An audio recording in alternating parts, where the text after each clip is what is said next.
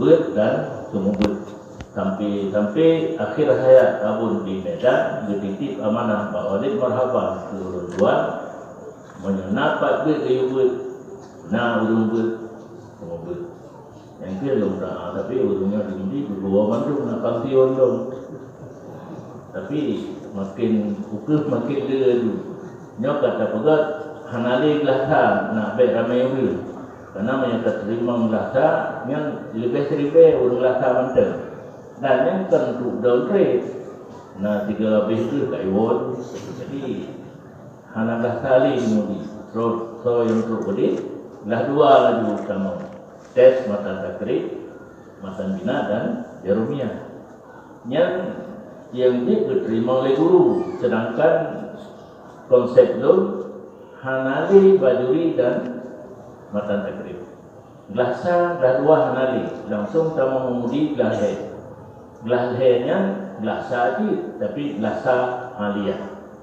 Ledun aliyah katebi ijazah yang lebih dino kurang lama.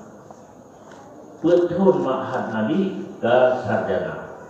Yang konsep itu, tapi oleh jawab Dewan Guru yang diterima hanali gelasa keadalan padundun, insyaAllah ke akan tak usaha kalau gelasa dan gelah 2 hanali supaya balai-balai pengajian yang nak di kampung-kampung ramai urut. Dan cobaan kali pertama hana terima gelasa punoh daya kapung, punoh ulang dari. Karena urut yang perlu di barat, waktu hana terima di mudi, udah kerung. Yang perlu di mung, bukan nama ulang dari.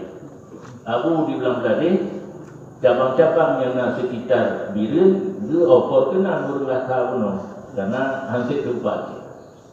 Jadi laginya keadaan masalah ilmu yang fardu'in kadilah sunul hebok yang fardu kifayah adalah tingkat mujtahid dan mufti.